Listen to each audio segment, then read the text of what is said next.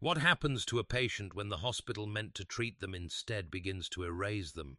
What remains when the ledger itself falters, when names vanish from records, but the walls continue to whisper that they are still inside? Tonight, we open one of Oregon's most unsettling cases, the strange, incomplete file of Jonas Ellery, a man admitted to Dammasch State Hospital in 1973. Official records insist he was stabilized, prepared for community release, and then lost to bureaucratic silence. But fragments of journals, redacted reports, and even stray photographs suggest another possibility, that he never truly left. Welcome to Gothic Ledger. Before we begin, I want to know, where are you watching from tonight? And what time is it as you join us? Write it in the comments below, and if you haven't already, please subscribe and like this video. Every week we uncover another hidden chapter of history, dark, unsettling, and nearly forgotten. Your support ensures these stories remain alive. Dammasch State Hospital, once Oregon's third great asylum, was built to relieve overcrowding in 1961. At its peak, over 600 patients passed through its fluorescent-lit wards. By the 1990s, it was shuttered, demolished, and replaced with tidy homes. Yet amid the official reports of efficiency and closure lies one incomplete admission, a man whose file ends without discharge, death, or escape. Tonight, we will walk his path, from the intake ledger that failed to assign him a number, through experimental treatments that bent time, into tunnels where voices carried from beneath, and finally to the file that remains, a whisper preserved in black ink and silence. This is the story of Jonas Ellery, and of a hospital that erased him without ever letting him go. The ledger does not begin with a name, it begins with a space, one blank line in the admissions register of Dammasch State Hospital, year 1973, where there should have been a sequence of numbers and signatures. The column is fractured, ink trails abruptly cut off, as though the pen faltered or the clerk looked away. In that vacancy lies the record of Jonas Ellery, 28 years old, transferred under the vague notation of dissociation and uncontrolled visions. Dammasch, the state's third psychiatric institution, had opened in 1961 as a relief valve for the overcrowded wards of Salem. By the early 70s, its population exceeded 600. Rows of patients filed through corridors painted in neutral tones, the sharp scent of disinfectant covering the air, and every detail designed to reduce friction, to mute personality. The intake process was precise, procedural: identification, medical history, a catalogue of symptoms. Yet Jonas's first entry fractured the rhythm. No family physician's referral attached, no prior hospitalizations logged. Instead, a single line, admitted by request of county official. Thorazine was the hospital's anchor, the chemical restraint administered almost before the ink dried. New admissions were dosed within hours, sedation written into the ritual of arrival. For Jonas, it was no different. He was issued the pill under the indifferent gaze of an orderly, handed water in a plastic cup, instructed to swallow and open his mouth afterward to prove compliance. In the ledger, beside the unnumbered line, a faint notation appears: medication administered, response unremarkable.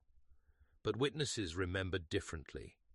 One nurse later recalled that Jonas's pupils dilated rather than narrowed, that he blinked slowly as though adjusting to a light invisible to others. She claimed he murmured something under his breath, words she could not recognize or refused to repeat. The note never entered the file. The intake room itself was a chamber without personality. White cinder-block walls, a metal desk scarred by years of paperwork, the constant shuffle of shoes echoing off hard floors. Here, identities passed into system, reduced to columns and codes. Jonas's body, hair, clothing, all stripped, inventoried, replaced with a thin hospital gown and a signed number. Yet still, The number failed to appear on paper. The hospital knew him, housed him, medicated him, but the ledger remained broken, a silent refusal of the institution's order. For Jonas, the transition was both abrupt and intangible. His journal, later found among sealed belongings, described the sensation of sliding into glass, as if every surface reflected me but did not return me whole. He wrote that the walls of Damash were not walls but sheets of air pressed together. Already on the day of his admission, he perceived the institution not as structure, but as a living agent, a body absorbing him into itself. In later years, administrators would insist that no anomalies existed in the records, that every patient was accounted for. Yet that first blank space, no number, no signature, remains preserved in the archived copy of the ledger, a gap that resisted correction.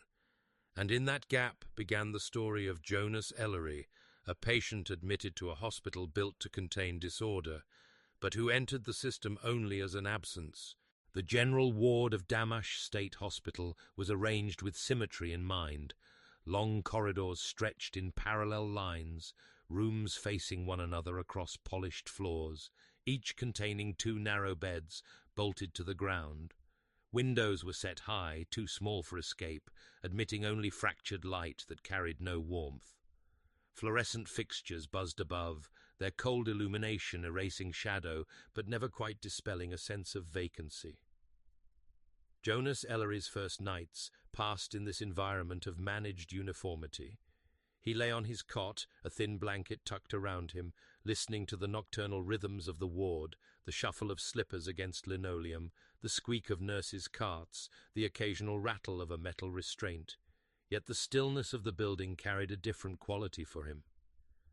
In his private notes, scribbled on the backs of issued meal slips, Jonas described the walls as flexing in shallow breath, exhaling paint dust. To him the plaster surfaces pulsed faintly, the cinder blocks expanding and contracting as if following an invisible lung. Staff records from those same days show a more predictable picture. Nurses observed restlessness, night agitation, and in one notation, patient reports environmental distortions, most likely hallucinatory. Jonas was restrained twice in his first week, wrists strapped to the bed frame after he attempted to push through the wall, convinced it would open like a curtain. An orderly recorded in clipped language, "No damage to structure, patient uninjured, restraints effective." It was the gap between these accounts that grew unsettling. Jonas insisted the ward itself changed shape when lights dimmed, that door frames shifted fractions of an inch, enough to disorient, but not enough for staff to acknowledge. "They bend the halls," he wrote, "so that you walk the same corridor twice, but arrive at a different room." Other patients, dulled by sedation, seemed unaware or unwilling to confirm his observations. At night, Jonas described sounds no one else reported, low groans within the plaster, as though beams carried voices. He believed the entire hospital inhaled while patients slept, drawing them deeper into its structure. "It is not that the walls move," he wrote, "but that I am moved through them." To staff, such statements reinforced his diagnosis of dissociation. The thorazine doses were increased incrementally, noted with clinical precision, 100 milligrams, then 200. Records show a slight reduction in outward agitation, yet his descriptions intensified. Sedation dulled his body, but sharpened his sense that the ward's order was a facade. One night in early autumn he awoke screaming, insisting that the ceiling had lowered, pressing toward his face. Several patients roused, alarmed by his cries. The attending nurse's note is detached. Episode of night terror. Patient believed room compressing. Reassured, medicated, restraints reapplied. But Jonas's entry from that same morning reads differently. "The ceiling breathed on me. It wanted me inside it." The general ward was meant to stabilize, to normalize, to smooth rough edges into manageable compliance. For Jonas, it served instead as evidence of an environment not fixed but fluid, a place where the very architecture seemed complicit in reshaping identity. And while staff framed his visions as symptoms, the ledger shows the growing tension: patient restrained for safety, patient sedated for calm, patient reporting phenomena no record could contain. In the early 1970s, sleep therapies were still regarded as a promising intervention. Extended sedation, sometimes lasting days, was thought to quiet disordered minds, flattening the peaks of agitation and the valleys of despair. Damasch State Hospital maintained a small unit for these procedures, overseen by physicians eager to reduce overcrowding by rendering patients docile and manageable. Jonas Ellery was selected for trial within his second month of admission. The room prepared for him was dim and windowless, its ceiling tiles absorbing sound. A padded cot replaced the iron-framed bed of the general ward, and intravenous drips delivered a steady measure of barbiturates. Nurses monitored pulse and respiration, while notes were logged in narrow script. Subject sedated. Duration 48 HRs expected. Observation unremarkable. For staff, the entry was routine. 2 nights passed. Jonas stirred intermittently, fed through tubes, murmuring indistinct fragments. His chart indicates nothing extraordinary. Yet when he awoke on the morning of the 3rd day, his first words, recorded by a startled orderly, were, "How many months have I been gone?" Jonas later wrote that during the therapy he had lived an entire season elsewhere. In his description, the ward dissolved and reformed as a labyrinthine town. He recalled walking streets lined with windows that showed not faces, but reflections of himself, older, thinner, or absent altogether. He claimed to have kept a calendar, scratching days onto stone with a nail until he reached 181. None of these markings could be produced, yet his conviction remained absolute. The nurse's annotations dismiss his testimony as post-sedative confusion. Hallucinations were a documented side effect of prolonged narcosis, and disorientation upon waking was common. The file reduces his account to a single line: patient mispersumbers. Sieves time elapsed, reoriented successfully. But Jonas resisted reorientation. He told fellow patients in hushed tones that the hospital used these treatments not to heal, but to shift consciousness into hidden corridors of reality.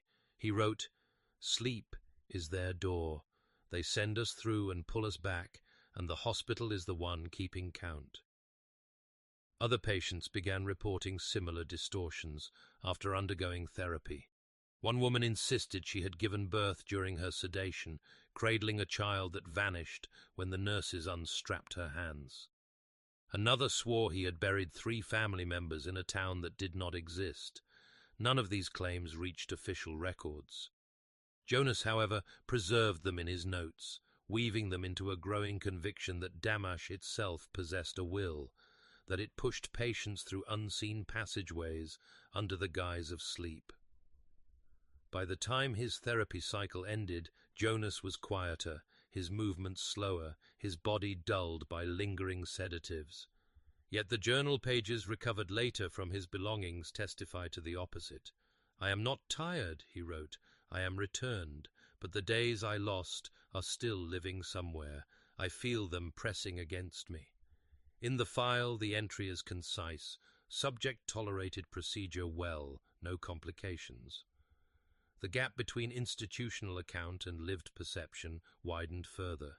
For Jonas Ellery, the sleep studies confirmed a suspicion that time inside Damasch did not follow ordinary rules, and that each therapy was less a treatment than a passage into another place the hospital refused to acknowledge. The medication room at Damasch was not a chamber for healing so much as a station of control. It occupied a narrow space off the main corridor, its shelves lined with amber bottles, each labelled in precise, impersonal script. Within those bottles lay the hospital's real architecture, not stone and cinder block, but chlorpromazine, lithium carbonate, and the familiar bitter tablets of barbiturates. Orderlies filed patients through in procession, dozing each in turn, the ritual as unremarkable to staff as stamping forms in an office. Jonas Ellery described this place in his journals with a tone that hovered between resignation and terror. "The room is a throat," he wrote, "and the pills are the teeth. We walk in as ourselves and walk out dissolved." For him, medication was not an intervention but an erasure. Each swallow marked the sanding away of his edges, reducing thought to a flat surface.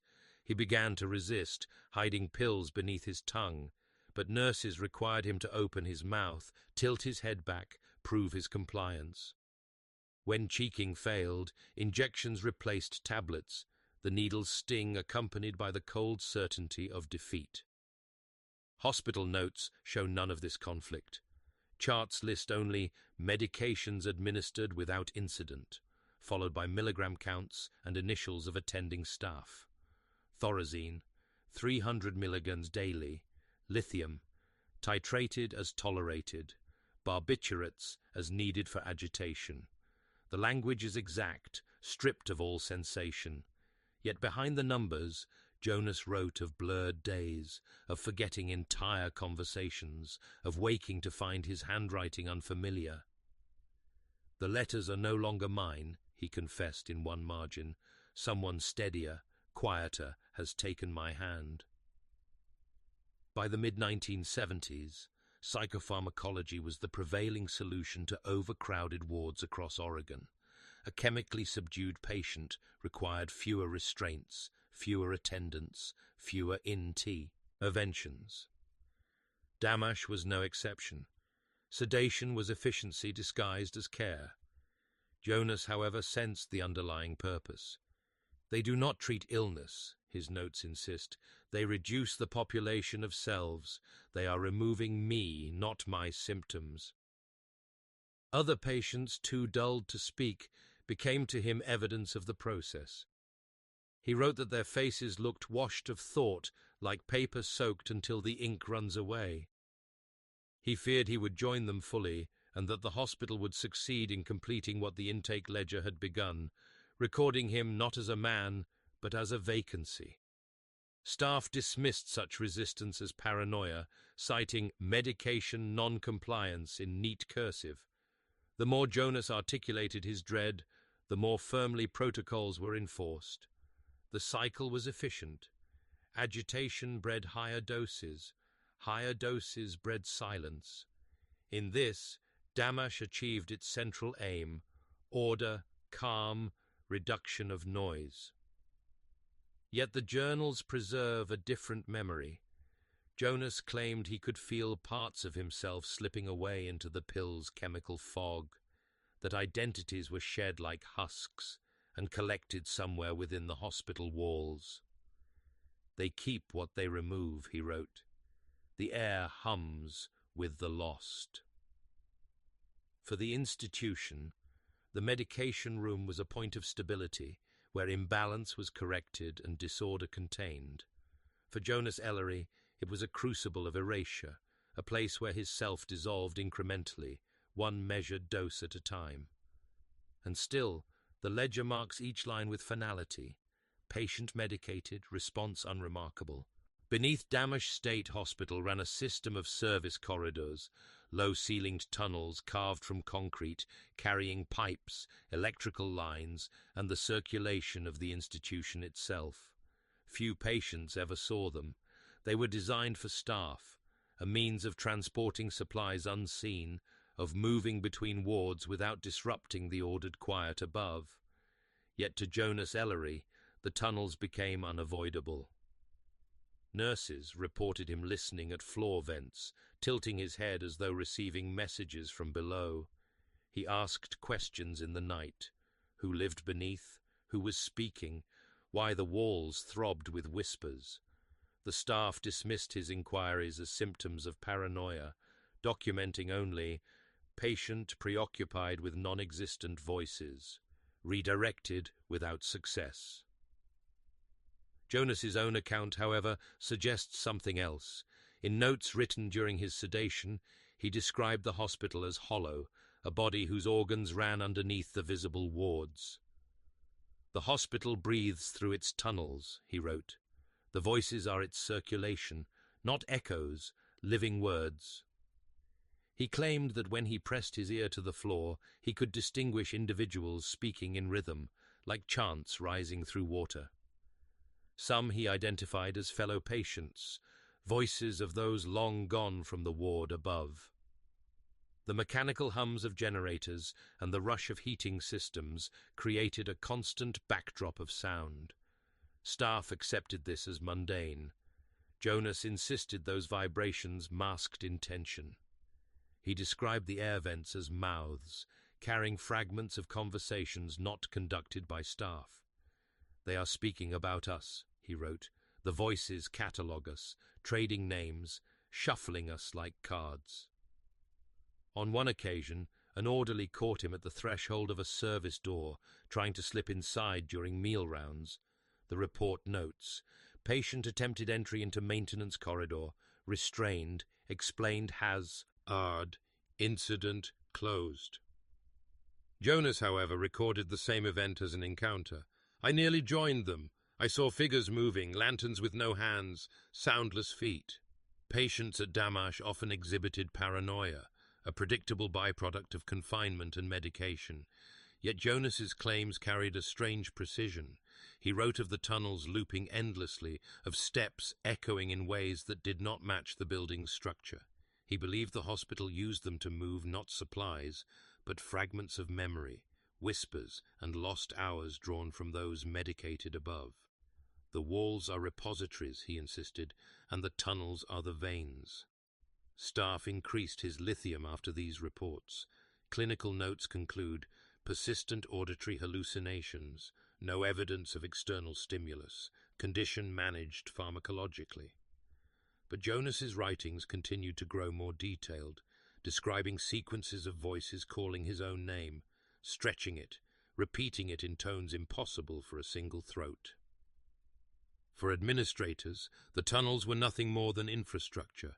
For Jonas Ellery, they became proof that Damash was alive beneath its surface, speaking through its hidden arteries.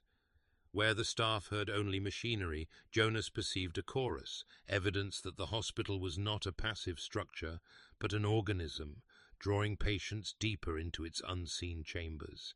In the 1970s, psychiatric institutions across Oregon embraced resocialization programs. The idea was simple: place patients together in structured sessions, encourage conversation, practice routines of interaction, and return them eventually into the community. At Damash, these sessions were held in a bland, multi-purpose room: beige walls, folding chairs in a circle, a chalkboard for exercises in feeling identification. The atmosphere was meant to be corrective, yet it was one of compulsory sociability, where silence was treated as resistance and speech as compliance.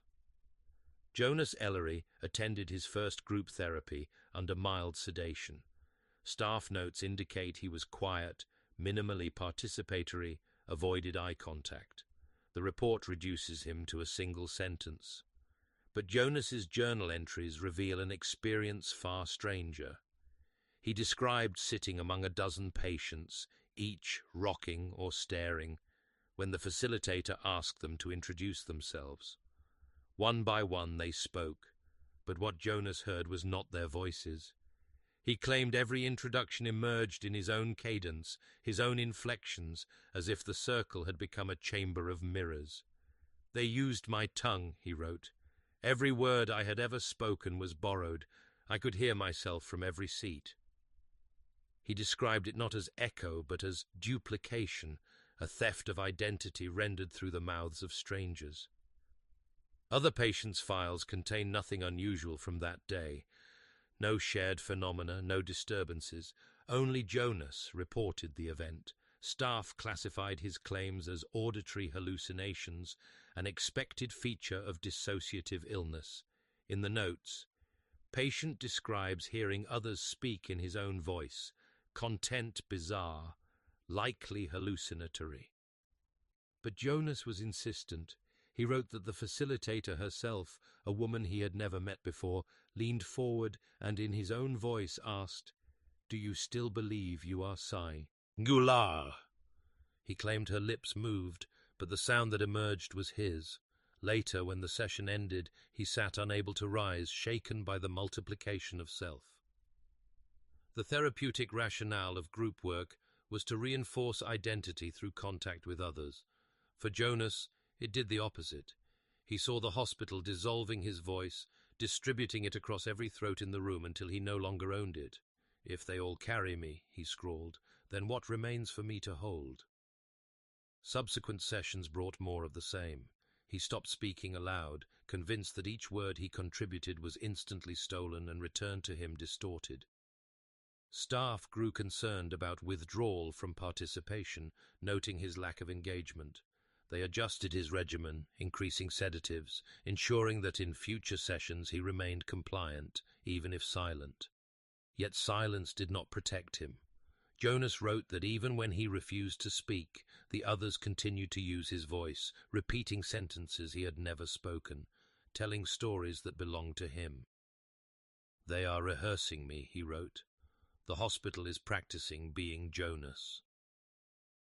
For the institution, the group therapy room was a model of progress, proof that patients could learn social patterns before reintegration.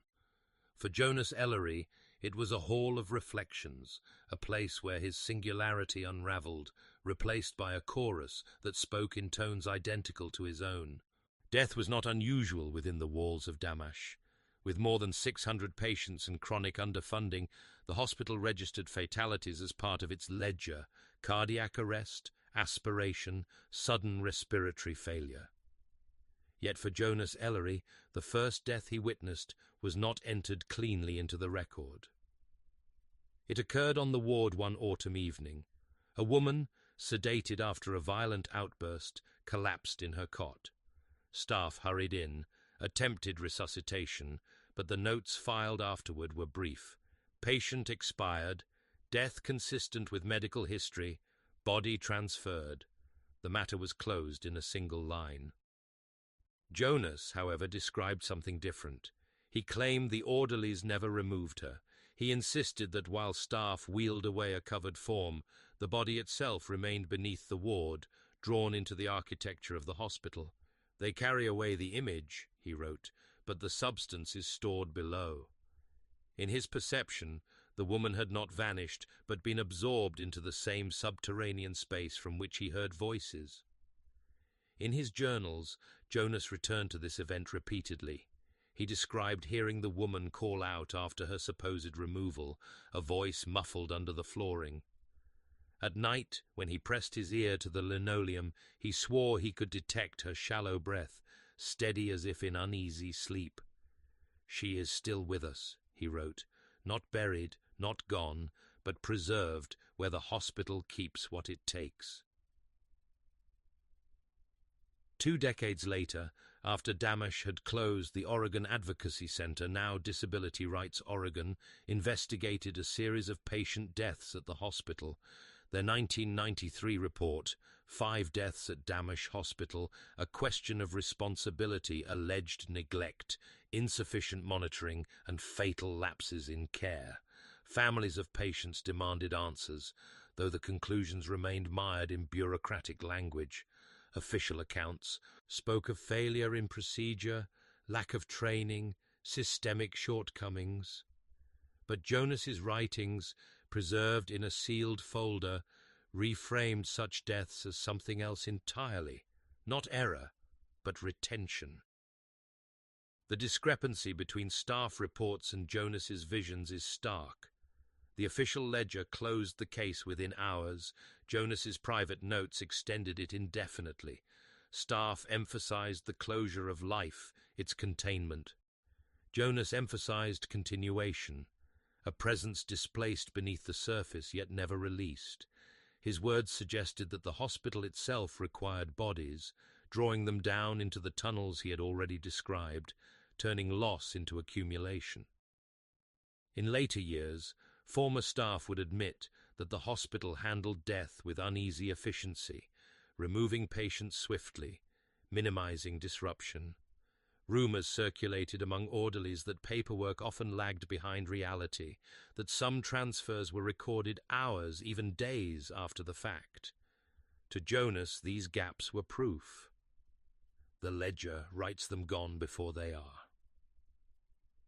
The Advocacy Centre's investigation came long after Jonas vanished, but its existence lingers as a strange corroboration. Where his journals imagined concealment, the report confirmed neglect. Both spoke of lives unaccounted for, of patients erased by procedure, yet persisting in silence. For Damash, death was another entry in the file. For Jonas Ellery, it was the moment when the hospital's hunger became visible, consuming not merely the sick, but the very fact of their absence, leaving only a body beneath and a line of ink above. The hospital's architecture contained more than patients. Behind painted-over doors and sealed corridors, Damash held entire wings closed to routine passage. Budget cuts, shifting treatment philosophies, or simply the attrition of decades had left pockets of the building abandoned, their air undisturbed, their files forgotten. For staff, these were hazards. Unsafe, irrelevant, cordoned off. For Jonas Ellery, they were invitations. He discovered the first locked door by accident, following an orderly wheeling a supply cart. When the cart veered down a side hall, Jonas glimpsed a door marked "Authorized Personnel Only." Later, during an unsupervised interval, he returned. The knob was stiff, the paint brittle. He pressed, and to his surprise, it yielded. The room beyond smelled of paper and dust. Light from a single grimy window fell across overturned chairs, a cracked clock on the wall permanently frozen at 3. File cabinets lined the perimeter, their drawers stiff with age. Here time had stalled. Jonas described it as a room no one admitted still existed. Inside the cabinets he found patient files decades old. Some bore dates from the hospital's first years, others even earlier, transferred from Salem. The folders were brittle, edges browned, but the contents shocked him. They described patients admitted for visions, echoes, disturbance of time perception. Several reports documented claims eerily similar to his own. Patients who insisted walls shifted, who heard voices from beneath, who claimed to live years in a matter of days. Yet the language of the files was curiously fragmented. Pages were missing. Others had entire paragraphs obscured by thick strokes of black ink. Some forms carried the stamp Board of Control, restricted, a mark Jonas had never seen before. What remained visible hinted at experiments, extended sedation trials, sensory environment marmars, manipulation, controlled voice phenomena. One file described a patient who refused to speak because others have taken his tongue. Jonas read these fragments with mounting certainty. The experiences he had believed singular were in fact repetitions, recurrences etched into the hospital's forgotten history. He wrote, "They have been trying this for decades. Each generation, the same visions. They are not treating us. They are studying how we dissolve." The files bore other peculiarities. Several ended without discharge or death noted, the final page blank or cut away entirely. In some, names were struck through, replaced with initials, as though the hospital itself sought to reduce them into anonymity. He noticed that many entries ended with the same clinical phrase, "Patient whereabouts unresolved." Staff later noted Jonas attempting to conceal loose pages in his gown. The record shows he was caught near the stairwell, papers confiscated. The official note reads, "Patient retrieved from unauthorized area. Possession of documents, materials secured." No mention was made of what those documents contained, nor of how Jonas gained entry. What became of the locked room remains unclear. Later renovation plans omit it entirely. The files Jonas claimed to see do not survive in the official archive. Only his own journals describe their existence, filled with copied phrases, fragments transcribed from memory. For the hospital, the locked room was a hazard, an administrative oversight corrected by paint and key. For Jonas Ellery, it was confirmation. He was not alone in his visions. Others had come before, vanished into the same silences, their records redacted until only shadows remained. Visiting hours at Damash State Hospital followed rigid procedure. Family members were escorted to designated rooms, sterile chambers with plastic chairs, linoleum floors, and windows too narrow to frame a view. An orderly remained close at hand, clipboard ready, ensuring visits were brief and contained. Affection was permitted, but only in measured doses. Too much contact, the records advised, risked emotional agitation. On a November afternoon in 1974, Jonas Ellery's mother was admitted for visitation. Staff noted her arrival with perfunctory detail. Relative presented, patient cooperative, interaction appropriate. The official record ends there, neat and untroubled.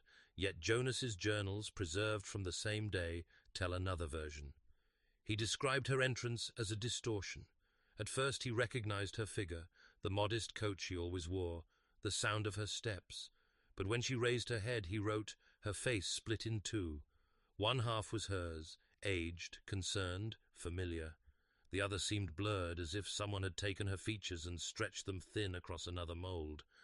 Jonas claimed she spoke in two voices, one warm and maternal, the other flat, metallic, repeating her words seconds after she spoke them. They delivered her back to me wrong, he wrote. Half of her was genuine, the rest a replica. The seams did not match. Staff observed only mild anxiety. The attendant recorded Jonas as withdrawn, slightly agitated, attributing his unease to the stress of family visitation. No mention was made of his fractured perception. In their report, the visit passed without complication. Jonas, however, insisted that the woman before him was not entirely his mother. He described her reaching across the table, her hand briefly touching his. But where her skin should have been warm, he felt only a surface cool as stone. He pulled away, refusing further contact. His mother appeared hurt, perhaps confused, but said nothing more. The visit ended early. Afterward, Jonas wrote that the duplicate face lingered with him for days. He claimed the hospital had altered her before permitting her entrance, reshaping her into a vessel to carry messages he could not yet decode. They wore her as a mask, he wrote. I saw them peel it as she left. Staff dismissed his account as delusional. The note in his chart reads, patient expressed paranoid ideation regarding family member. Increased dosage recommended. Another dose of Thorazine was administered that evening. His mother never returned. Whether by her choice or by subtle discouragement from the hospital, no further visits were recorded in his file. The gap is permanent, a silence in both records and memory. Jonas interpreted her absence not as abandonment, but as confirmation. The hospital had claimed her, either altered beyond recognition or removed entirely. I will not see her again, he wrote, because she was never allowed to leave intact. For Damash, the family visit was a line item, a routine procedure completed without incident. For Jonas Ellery, it marked the moment when even his bloodline became unreliable, when the last familiar face fractured before his eyes, leaving him fully inside the institution's grasp. By the mid-1970s, the policy of deinstitutionalization had begun to sweep across Oregon. Legislators and administrators sought to empty the wards of sprawling state hospitals, dispersing patients into community-based group homes. The plan promised dignity, cost reduction, and the prospect of reintegration. At Damash, files began to mark certain patients as candidates for transfer. Jonas Ellery's name appeared among them. His chart lists the rationale in clipped phrases. Relatively stable, compliant with medication, suitable for community placement. On paper, he was progressing. His hallucinations were noted but managed. His behavior classified as safe enough for a smaller facility. The bureaucratic machinery turned toward release. Staff told him he would soon be moved into a residential home in Clackamas County, where 6 others lived under part-time supervision. The official timeline projected within weeks. For most patients, this news carried a fragile promise, a light beyond the walls. Jonas, however, recorded only dread. In his journals he wrote, "They say they will release me. They will not. The hospital does not let its subjects go. It only rehearses the idea of leaving."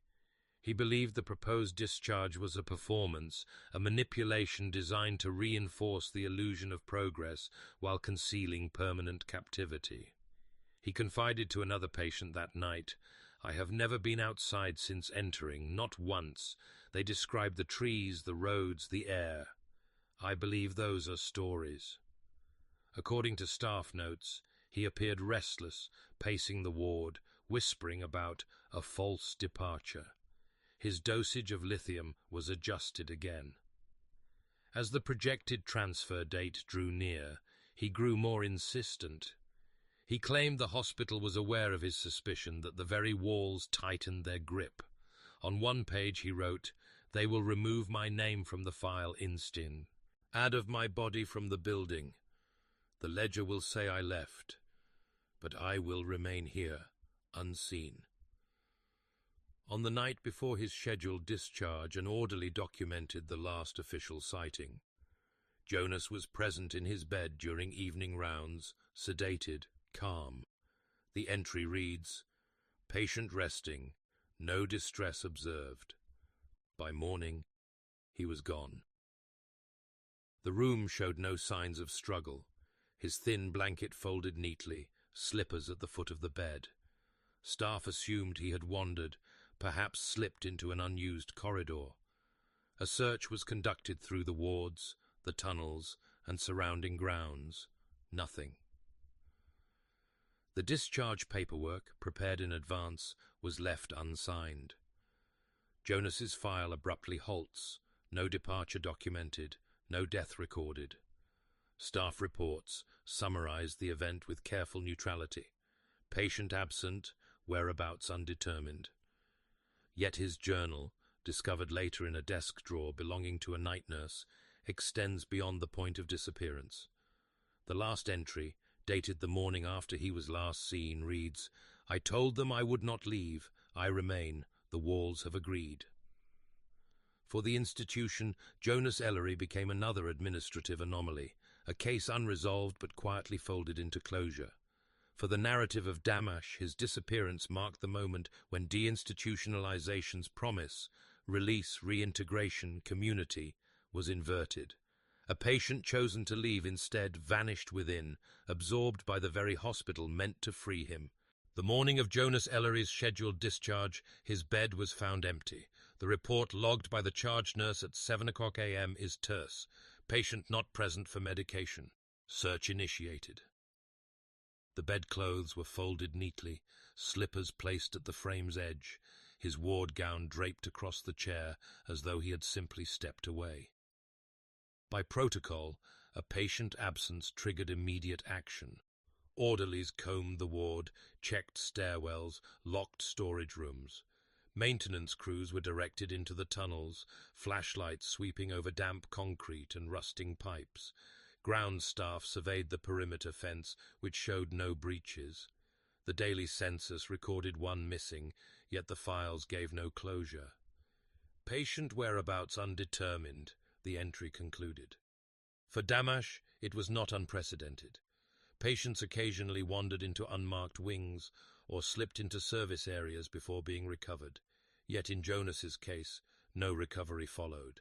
His name stalled mid-process, the discharge paperwork awaiting a signature that never arrived. And still, the journals continued.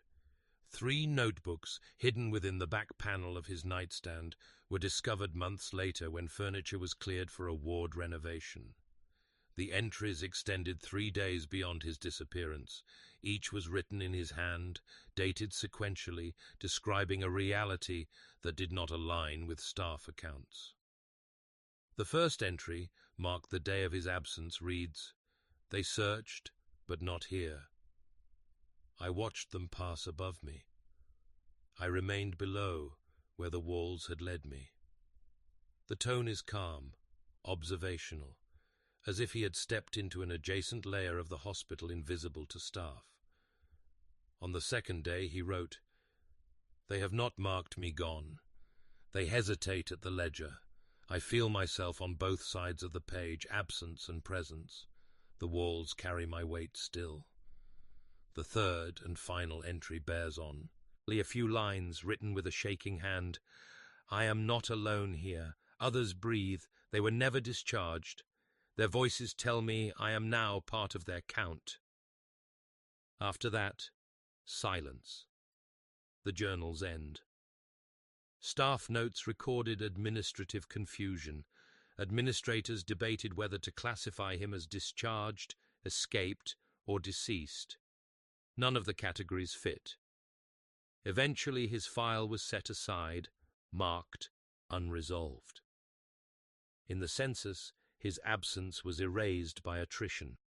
New admissions filled the beds. The hospital carried on. Group sessions resumed, medication rounds unbroken, wards filled and emptied. The missing patient became a memory tucked into redacted minutes of staff meetings. Yet the journals suggested something different, a continuation beyond sight, an existence persisting within Damash itself. For every administrative line declaring him absent, Jonas's words affirmed presence, unseen, embedded, and joined by others erased before him. The empty bed stood for only a week before another patient was placed there. The record of Jonas Ellery ended without conclusion, but the found notebooks whispered otherwise. For the institution, he was gone. For the building, he remained. The file on Jonas Ellery did not end with his disappearance. It fragmented. When investigators decades later requested access to his records, they were provided with a slim folder, thinner than expected for 2 years of hospitalization. The pages were brittle, photocopied into the archive long after the fact, and whole sections were obscured. What survived was less a narrative than a pattern of erasure. One progress note from October 1974 begins in ordinary fashion: temperature, weight, compliance with medication. But the final paragraph is crossed through with black ink, a rectangle so dense that the paper buckled under the strokes. In the margin, a faint notation remains: See Board of Control. The Oregon Board of Control, active through the mid-20th century, oversaw state hospitals, prisons, and training schools. It maintained authority over sensitive cases, directing research projects and withholding records from public scrutiny. Several of Jonas's forms carry its stamp: restricted, classified. The designation was unusual for an ordinary psychiatric patient. Elsewhere in the file, whole pages are missing. Consecutive progress notes jump dates without explanation. One sequence shifts from patient resting calmly in bed to patient absent, whereabouts undetermined, skipping weeks of entries. Requests for the intervening pages return only slips marked removed for administrative purposes. Redacted case summaries describe Jonas's symptoms in vague, repetitive language. Reports unusual perceptions. Continues to articulate bizarre phenomena. But where specifics should appear, his accounts of voices in tunnels, mirrors in group therapy, faces split in visitation, the text falls silent. Each erasure denies the reader access not only to his words, but to the institution's acknowledgement of them. Even staff correspondence is incomplete. A letter drafted by a ward soup, advisor to central administration, ends mid-sentence, the rest excised. What remains suggests concern. The patient persists in experiences that correspond too closely with earlier reports. The line stops, followed by a block of censor's ink. Jonas's journals, recovered independently, provide a contrast. They supply the very details missing from the file. He described his conviction that prior patients endured identical phenomena, that their voices filled the walls. The redacted reports, when laid beside his words, suggest not dismissal but deliberate suppression. The act of blacking out was itself a language, a refusal that spoke louder than admission. In place of clarity, there is concealment. In place of discharge or death, only gaps. The hospital, through its official papers, denied Jonas Ellery not only an ending, but a record of his existence. For later archivists, the file became a puzzle without solution. Fragmented notes, missing pages, unexplained stamps of classification. For Jonas, the meaning was plain. Long before the redactions he had written, "They will strike me from the record, but the walls will not release me. Their ledger will never balance." In the end, what remains is not information, but its absence, an archive of concealment. Where history should stand, there is only the shape of what has been deliberately erased. The written record of Jonas Ellery ends in ambiguity. Yet among the materials recovered during the hospital's final years, a set of photographs complicates the story further. They were Polaroids, dated in fading ink, March 1975, 4 months after his documented disappearance. The images surfaced not in his medical file, but in a box of miscellaneous staff belongings discovered during Damash's closure. Their provenance remains uncertain, though one photo bears the initials of a nurse who had worked the wards in the mid-70s. The first image shows a figure walking along the edge of the hospital's south lawn. The gown is unmistakably institutional, thin fabric hanging loose, bare legs pale against the grass. The figure's head is turned slightly away, blurred by motion, yet the profile resembles Jonas. The grounds were fenced, and visiting hours strictly controlled. No explanation is provided for why a camera was even present, or why a staff member chose to capture this moment. The second photograph depicts a man standing near a service door, half-shadowed, eyes indistinct. The lighting is wrong for daylight, yet the timestamp matches mid-afternoon. The body leans unnaturally, as if pulled against the wall rather than standing of its own balance. In the grain of the Polaroid, the features are soft, but the posture is familiar. The slight stoop Jonas carried after months of heavy sedation. A third image is the most troubling. It captures the interior of a ward corridor, fluorescent lights buzzing overhead.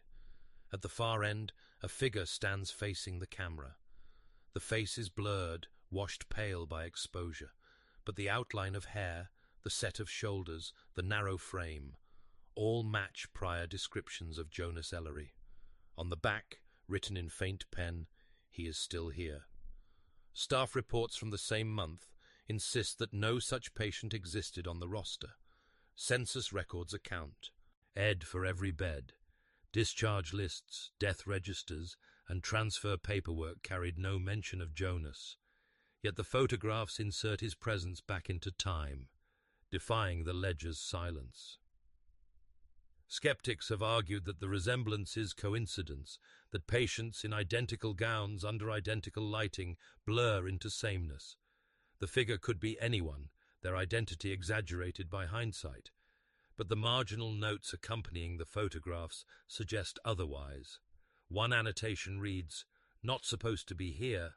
Another, "Taken after file closed." For Jonas's narrative, these frozen moments hold significance beyond verification. They suggest that his claim, that the hospital never released him, persisted not only in journals but in visible form, that he wandered the grounds and corridors long after he was erased from the books. The Polaroids remain ambiguous, their grain resisting certainty. They offer not proof, but dissonance, a body captured after it was declared absent, a presence without category. For Damash's administrators, the images were quietly shelved, neither admitted nor destroyed. For historians, they linger as artifacts of contradiction, evidence that a man might continue existing even after bureaucracy had declared him gone. In the grain of instant film, Jonas Ellery lives on, blurred, incomplete, caught between erasure and survival, a figure walking the grounds of a hospital that claimed to have lost him. In 1995, after 34 years of operation, Damash State Hospital shut its doors. The announcement came quietly, folded into statewide reforms that favored smaller facilities and community housing. Patients were transferred in waves to group homes and private centers. Staff were reassigned or retired. The sprawling campus, once filled with more than 600 lives, emptied into silence. Official reports described the closure as efficient. Beds were cleared, inventories logged, files transported to state archives. Yet those who worked the final days spoke of a building reluctant to release its grip. Wards echoed with drafts that seemed to carry whispers, furniture shifted inexplicably overnight, and unused service corridors filled with a smell of mildew stronger than before. Demolition crews arrived within months to strip the campus for redevelopment. The plan was ambitious, to erase the institution and replace it with a residential neighborhood named Villebois. Bulldozers clawed at brick, and wrecking balls shattered windows that had once framed the watchful eyes of patients. But among workers, rumors began circulating. They claimed that a man in a hospital gown still wandered the grounds. Some said he was seen near the south lawn, thin frame stooped, moving with an odd, deliberate gait. Others insisted he appeared in the tunnels as they were cleared, standing in the distance beneath flickering work lights, vanishing when approached. A foreman swore he saw the same figure reflected in a glass panel moments before the pane shattered under falling debris. No official documentation acknowledges these sightings. The closure report lists only physical hazards, mold, asbestos, structural decay. Yet oral accounts passed among laborers tell a different story. He didn't want to leave, one worker recalled years later. It was like the hospital itself kept him, archival. Searches confirmed Jonas Ellery's name never appeared in final discharge rolls. He was not listed among transfers, not among deaths, not among escapes. His file, already redacted, closed decades earlier without resolution. By 1995, he was absent from every category. Yet the whispered figure of a man in a gown seemed to reinsert him into the very moment of closure, as if refusing deletion. When demolition ended, the land was cleared, foundations buried under soil, and eventually new streets and homes rose where wards once stood. Villebois was marketed as a village of renewal, a planned community erasing the memory of what had stood before. But beneath its avenues lay the bones of a hospital that had consumed generations. For administrators, Damash's end was a success of policy, a final step away from mass institutionalization. For those who walked its ruins, the story was different. They carried the image of a patient still present, wandering through rubble in silence, neither past nor gone. The closure dissolved Damash in brick and timber, but the question of Jonas Ellery lingered, unresolved. In the rubble, in the whispers of workers, the hospital seemed to leave one figure behind, clothed not in the uniform of demolition but in the thin gown of a vanished patient. In the Oregon State Archives, among the rows of grey boxes and catalogued folders, there lies a single file thinner than the rest. Its label is faint, the ink almost erased. Ellery, Jonas, Damash State Hospital. Inside are fewer than a dozen pages. For a man who lived within the institution for nearly 2 years, the record is almost silent. The intake form, dated 1973, bears only partial completion. Name, age and admission source appear in typewriter ink. Diagnosis is blank. The box marked patient number remains unfilled. Where most files grow thick with progress notes, treatment plans and signatures, Jonas's collapses into gaps. The ledger never gave him a number, and the file never gave him an ending. Several reports are present but broken. Progress notes skip weeks at a time, their paragraphs sliced by black ink. A discharge summary, standard for every patient, is missing. Instead, a single sheet notes. Whereabouts undetermined. No transfer slips, no death certificate, no escape documentation. His official trail concludes not in resolution, but in bureaucratic suspension. At the back of the file lies an envelope sealed decades ago, marked "Property of Patient." Inside are fragments, a folded meal slip with handwriting in cramped script, a torn corner of notebook paper covered in scrawled lines. The words repeat in patterns, as if copied from memory. "They will erase me, the walls will not." Among these scraps is one final page, undated but believed to be his last. The handwriting trembles, uneven, as though written in dim light. It carries only a single sentence: "You are still here." Archivists debate whether the note was meant for himself, for those who vanished before him, or for the building that outlived them all. Some suggest it is not Jonas speaking at all, but a voice written through him, the echo of the hospital's presence pressing itself into paper. F. Or the state, the file stands as an anomaly, too incomplete to resolve, too peculiar to destroy. It survives not because it explains, but because it refuses explanation. In the silence of redacted lines and missing forms, Jonas Ellery remains suspended, both absent and present, erased and preserved. The community that now covers Damash's grounds carries no visible trace of its history. Homes line quiet streets where wards once stood. Children play where patients once walked the perimeter fence. Yet in the archives, the thin file endures, uncorrected. The blank spaces remain as insistent as ink. Jonas Ellery's record begins without a number and ends without a conclusion.